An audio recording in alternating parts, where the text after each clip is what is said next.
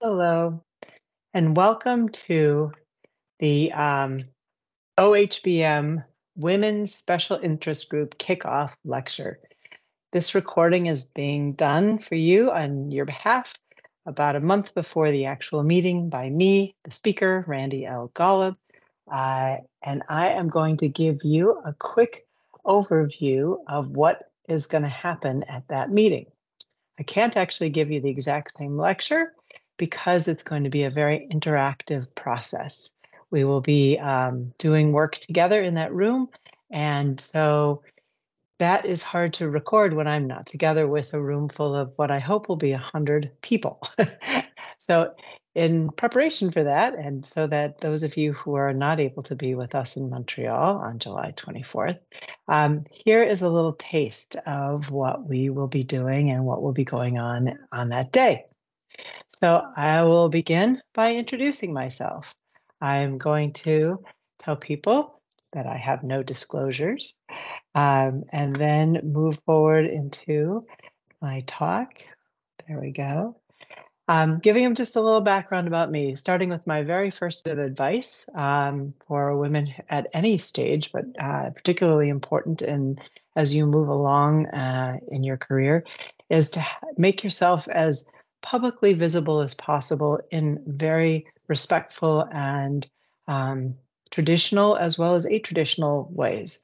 So one tool I have really found extremely helpful is my LinkedIn page for a whole bunch of reasons. I find people and they find me. It's a networking opportunity if you're looking for jobs, if you're looking to hire people, super awesome. But anyway, I used it to make it easy to share this slide with you, to show you a little bit about my history and background for those of you who don't know me very well. I am a fairly traditionally educated academic. I started out as an undergraduate at Northwestern University. My bachelor's degree is in neuroscience. It's actually not a major that you could have back then. It didn't exist at any institution, I don't believe.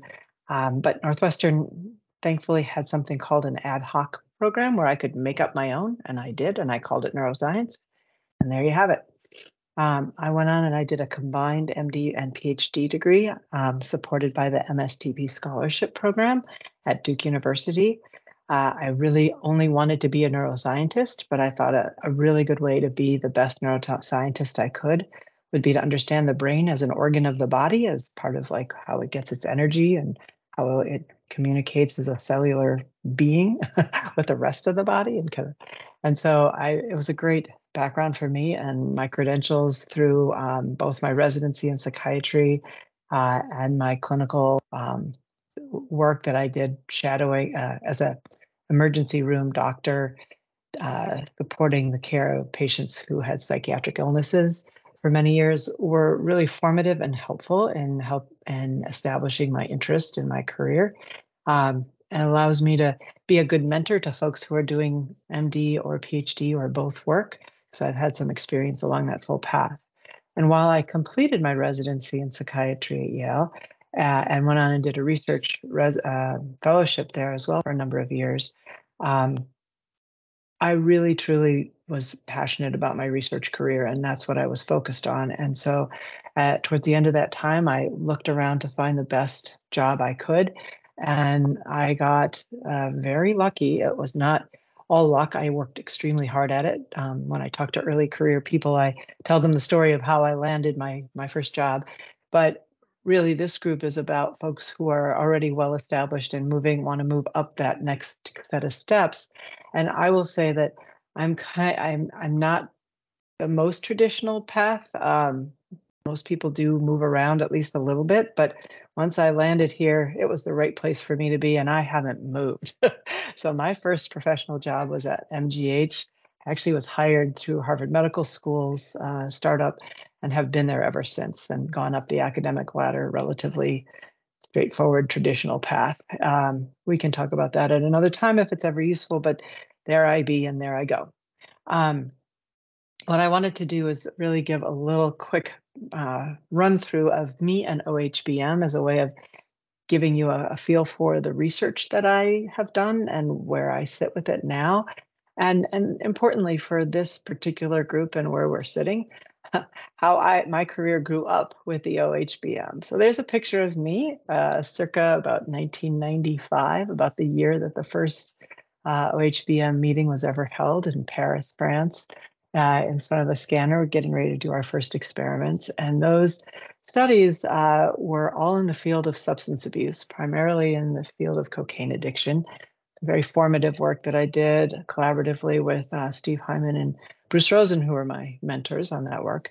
And I did stay in that field for a number of years. We had several grants funded, but during that time, I also began another path, which I continue to this day, which was the study of pain processing and its modulation by different treatments, by placebo effects, the differences between acute and chronic pain, the ability to use brain imaging to detect differences between patients with chronic pain disorders, and those are healthy, the ability to detect changes in brain circuitry that go along with treatment effects. And that work is ongoing through many different phases, iterations, and many wonderful collaborators. Also in parallel, starting just a few years after that, was some work I began in a lovely collaboration with my dear friend, Dara Minoak. Pretty much just sort of pitched in with her studies on working memory, which we did, I supported her and her studies with the things that I knew that could be helpful. Really, she's the brains behind that operation, but it became the real hugely important launching pad for what has been one of the main directions of my work, which is the cross-site calibration of imaging data, basically the development of quantitative imaging biomarkers, neuroimaging biomarkers, which is really the be-all, end-all of my work. And that led to a whole number of collaborations and colleagues that, again, ongoing, started, about my work with Dara started in about 1997. And in about 2000, 2001, we launched this biomedical informatics research network, which launched my collaborations with people all over the country. Many of you know about Enigma and the Mind Studies, various things. So I've been involved with those from their very beginning and continue to have a small role there, although I've sort of tapered that back and mostly pursue that in the last of my launches, which happened more recently, I guess been quite a while already, but about 2008 or 9, I started working much more closely on the use of the secondary research use of neuroimaging data that's been collected during the conduct of regular clinical care. So we pulled scans out of and repurposed them out of our clinical archives and have done some really important work. And my great collaborators in that space, importantly, Ellen Grant, a neuroradiologist, and Yangming Wu, an image processing and deep learning expert. Each of these projects have had dozens of collaborators and fabulous people. I'm not here to tell you about my research, but what I wanted to show you about is that I sort of equate my progress through this field as how, I look back and I remember I was working on this at this meeting and this at this meeting and this at this meeting, and you can sort of get a feel for who I am, that OHBM is really my home base, because I can't just go to a pain meeting. I can't just go to a cognitive neuroscience meeting. I can't just go to ISMRM. My work really spans so many domains and technologies that this is really the one place where I can find a few of the best people in the world to do the things that I do. So I have really invested myself in leadership here, partly out of survival, because I'm here anyway and I'm working on things and I want the meeting to serve me, and partly because launching and helping other people be successful in this space is part of what I see as my own personal mission in life. As a not terribly technical person, I can't build new scanners or develop new algorithms, but I can launch a lot of people and tempt a lot of people into this space. And so here I be. I have served in a number of leadership roles here in OHBM over the years. I attend regularly. I've only missed a few, like when I was having a baby or something. I started actually being in a more leadership space when I volunteered to be on program committee because I wanted to bring a little bit more clinical translation into the meeting. And I showed up there and I started working. And was tapped almost immediately to participate in a strategic planning retreat by the then chair, Karen Berman. As part of that retreat, we visioned OHBM being more than just an annual meeting, but having more to offer to our membership. And one of the key outcomes of that was the decision to create a communications committee that was resourced properly to do something useful. And my punishment for doing a good job in that meeting was that I was then tapped to be its inaugural chair, which I did with great joy and pleasure. And I think, many, many good things have come out of it. One of which was, the blog posts that we do, and the timing of it was really good. We just happened to have, the stellar people who volunteered to be part of that communications committee in its first inauguration, and many continue to be involved, and all sorts of new good ones are joining. It's a real strong team of people that helped us to really smooth and share communications during a rocky patch of our field. So that was something I'm very proud of. A few years later, after being voluntold by a few colleagues that they would really like me to participate more actively and play a role as chair, I agreed to run for council, and I think it was my second or third time running for council in various things, because we do get, hopefully many of you will think about running for council. We need good leadership, and it's important to bring your best to that. So I did agree to serve, and here I am in my very final meeting of my final session in Montreal, as I will now be rotating off, leaving it in good hands for the people behind me. And this talk I'm going to give you now is my most recent contribution to the field. So with that, I want to, let's see, hit my escape button and take you to the next phase of what we're more active and fun part of what we're going to do together today. And because this is a recording in front of no audience whatsoever, you're just going to have to play along with me. What's going to happen is that I'm going to ask everybody in the room to please go to this URL, menti.com, and enter this code. This will be expired by the time you're looking at it. This is not going to be a live thing that you can do while you're watching this video. And log into that, because the next phase will be an audience participation piece where we will be, let's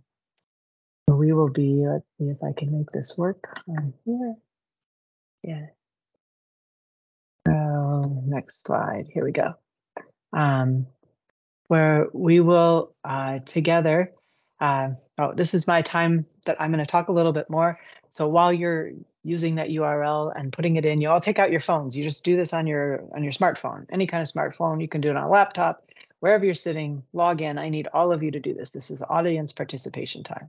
So I'm going to babble on for a few moments. And for everybody who's there in the room, there are a few goals. This is not just me talking at you. This is us working together. I'm going to show instead of tell. Yes, show instead of tell. What I think are many of the most important tips and tricks for being successful in women's senior leadership.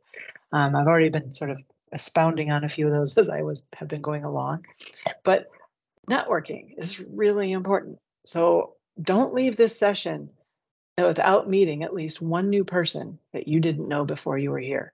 Know their name, where they are now, so you can get a hold of them, you can get their contact information. And please make an effort to actually meet somebody that might actually be helpful and useful to you in your work. And maybe even make plans to meet up with them. It's still early in the meeting. It's only Monday. You got a few more days. Maybe you guys could meet at one of your posters or the other poster or their talk, and see if that can foster a greater, anything of what you're doing. I hope you also leave by the end of this session and the participatory work we do with a deeper appreciation that you aren't alone in how you're feeling as you struggle with this, that, or problem. There's a lot of problems. It's hard to be good at this. We work hard. And maybe you'll come away with a few pearls that I or your other colleagues that you'll be talking with will drop for you, that you can use for yourself or somebody else that you mentor. Okay, so now it's time to use our little interactive tool. At this moment, what I want you to do, I will tell them, is to enter it will pop open for you if you click the buttons to enter what country you work in. I've allowed you to give more than one answer because some of you do work in more than one place, but please enter that information and you will see as we sit here together, your responses are going to pop open on the screen in front of us and we'll all see together who's sitting in the room, who's able to be here with us.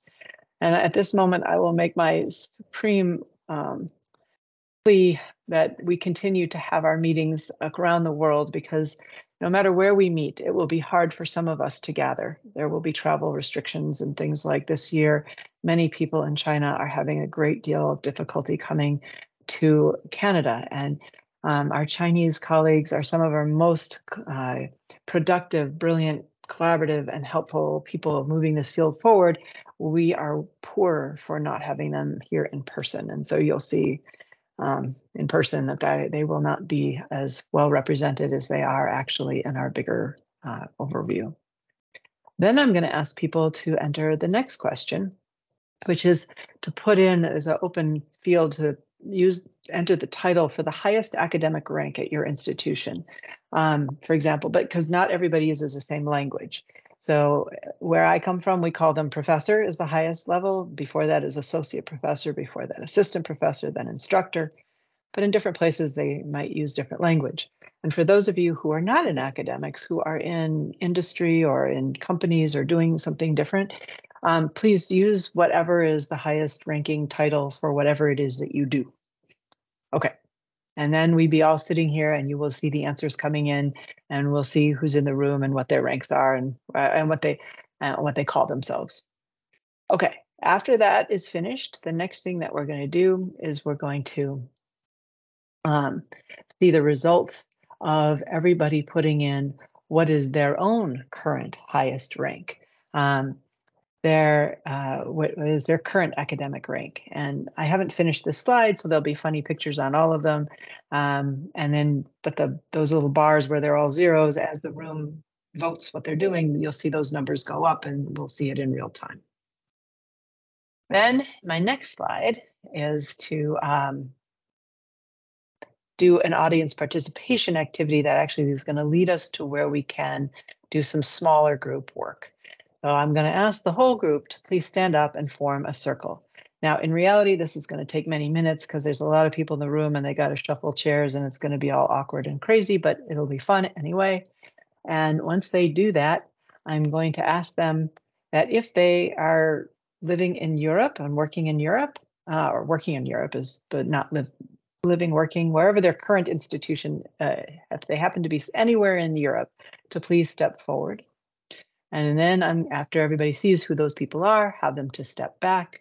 And then I'm going to do the same thing with anybody in the North Americas. So I'm going to include Canada and Mexico and this particular grouping. If they could step forward, do the same thing.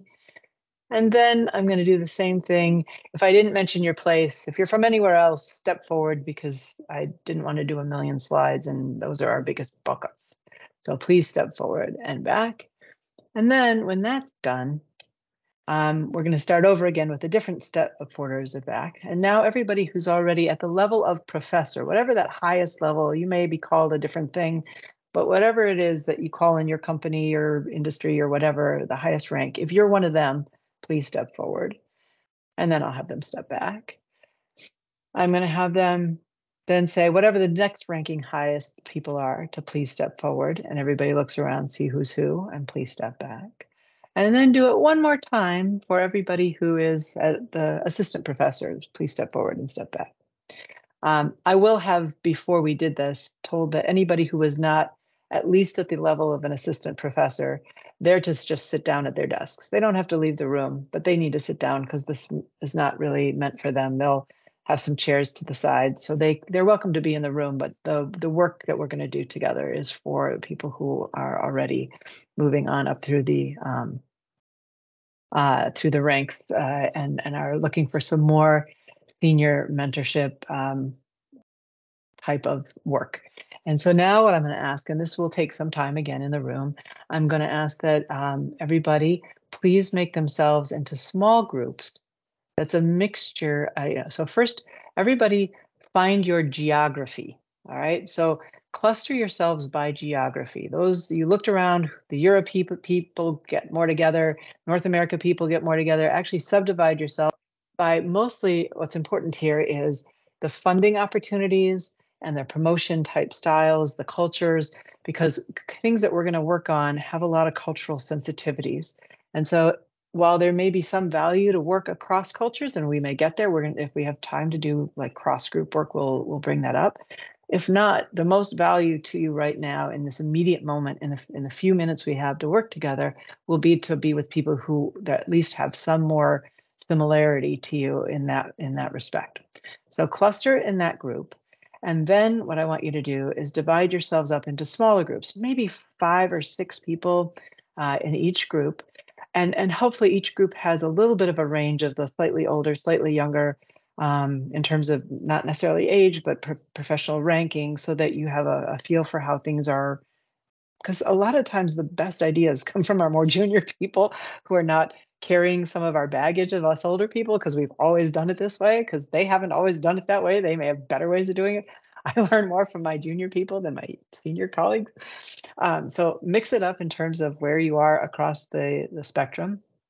And once you're in these smaller groups, the topic for you to do is to sit with each other and share with each other a top tip, a really clever idea for being assertive, heard, and persuasive when mentoring males and engaging with male colleagues.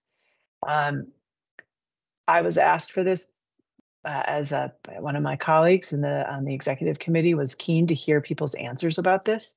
So while people are moving around and finding their places, and I'm helping boss them around, getting them settled, I will tell them that one of them is going to be the reporter and going to enter that tip in because there'll be a place on their Mentimeter for putting that in so that we can all see what everybody's done.